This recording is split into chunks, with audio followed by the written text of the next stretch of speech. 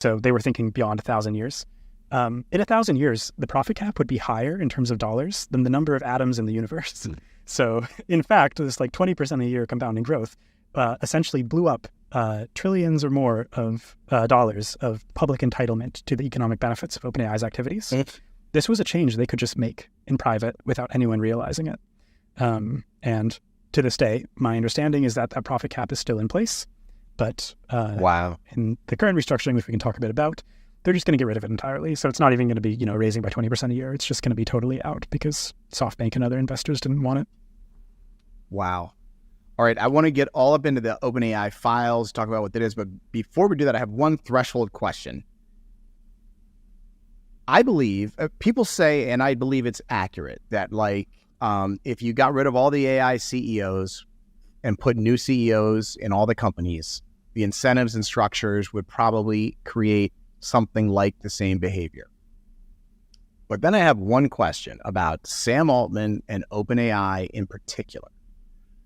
After reading Karen Howe's book, I wonder if he is not uniquely capable as a human, uniquely skilled in ways good and bad, uniquely ethical in ways good and bad, and that he is actually maybe 100, 200% more dangerous than any other person would be in his same seat. And so it may apply to the rest of them, but in his case in particular, I'm not sure it does.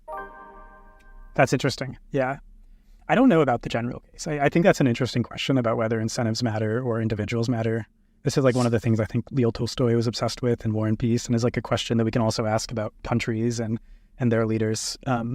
But my guess is that like the correct answer is a mix of both. That and as you pointed out, I think that like Sam Altman might be a living case of the fact that you can see the influence that an individual has beyond just the incentives. I think that OpenAI's history would have looked very different, perhaps occasionally for the better or for the worse, but often for the better, had Sam Altman not been the leader for the past 10 years. And like the Paul Graham stuff where where he built him into a Jobs-like character and says, you put him on the island of cannibals and he'll be the king and all that stuff. Like nobody says that about Dario Amodei. Nobody says that about Demis Hassabis. Not heard those things.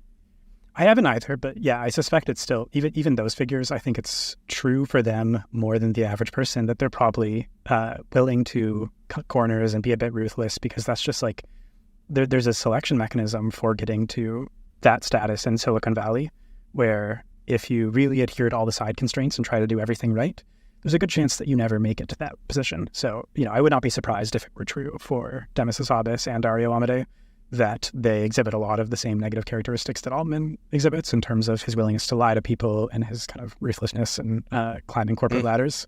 But of course, with Altman, it is famous and well known, and even his friends like Graham will readily admit that this is one of his like most characteristic qualities, is his ability to accomplish virtually anything he wants to by any means necessary.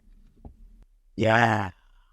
Okay. All right, that's super interesting, because I think that he is uniquely he's one of one on this game board, and like for example, let's say he hadn't been rehired after he was fired, and the board had been able to achieve eliminating him.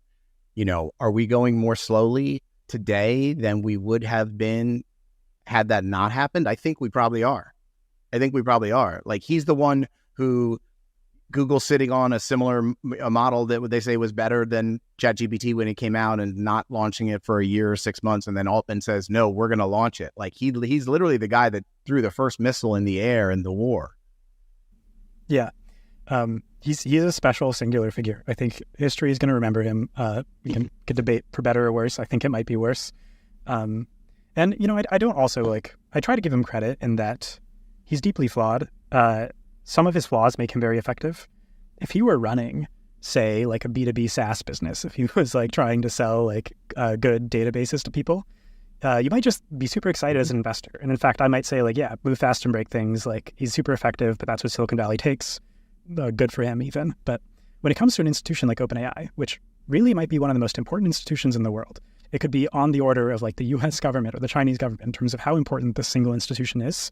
You often want to say, like, maybe our standard for a leader should be quite high, and in particular, their integrity. Of all the things that we might want to optimize for, effectiveness is one of them, but integrity for a single leader or figurehead of a company or a nation is super important. And you don't just want to take who was there at the beginning. You don't just want to take someone who is great at running companies. You want someone who's great at creating the future in a way that everyone can get behind. And so obviously there's no realistic world where like we could have democratic elections for who runs OpenAI, or at least not in the near term. But I definitely think that the fact that Altman has ended up running it, if the sort of things that people have said about him are true, which I think it is true, I think it should raise a lot of red flags for us. And we should be very concerned about when he says anything about the technology or about the company, whether we can take his word for it, whether he really has our interests at heart. Do you think he is unshakably in his seat? Like, is there any world where 2 years from now, Sam Altman's not the CEO of OpenAI? I think there's definitely worlds where that's true. Obviously, a lot of people in Silicon Valley have bet on him, and so far they've been handsomely rewarded for doing so. And so, yeah, of all the people that I might expect to kind of retain their power in an organization like this, I think Sam Altman is up there. That being said, I don't envy the position he's in. There are, in fact, a lot of really difficult choices that he has to make, and he's under a lot of scrutiny. And I can't imagine that he loves the experience of having this responsibility and this burden.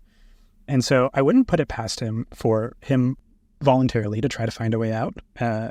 Despite all his power-seeking behavior, I think after 10 years of this, it's almost like, Barack Obama after his presidency. I feel like you can see it in Altman's space that this, there's a certain sense in which I don't know if he's ever explicitly cast himself as an Oppenheimer type figure, but I think he feels it.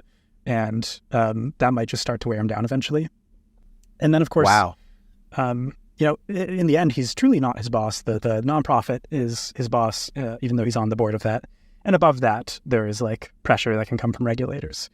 And even though the 2023 fiasco does not bode well for that sort of governance being effective, it's, not a law. And in fact, if a leadership shakeup were to happen like that again, and there's more public awareness of the stakes of AI development, I think it's possible that it would be successful for OpenAI to appoint a new leader. You know what really shifted my perspective in the empire of AI was when she talked about it. He wanted to run for governor of California. Was that what it was? It was some political office? I think he said that he wanted to run for president, according to people who know him. He denies this. Maybe it was president. It was governor. People it was who know something him like say governor. That he was interested in president. So president, right? And he seriously considered it. Did focus groups, went out and got feedback from people, and they're like, he's young. But in his brain, he was going to be running everything. And he thought that this is an appropriate choice. So when I try to think he's working on his computer thing, he'll no, he really wants the whole game board, I feel like. Yeah. This is characteristic of his ambition. And I wouldn't even be surprised if this were to materialize in the future, in the 2030s, if he were to consider a run or... Yeah, it's right. He's a hard figure to pin down.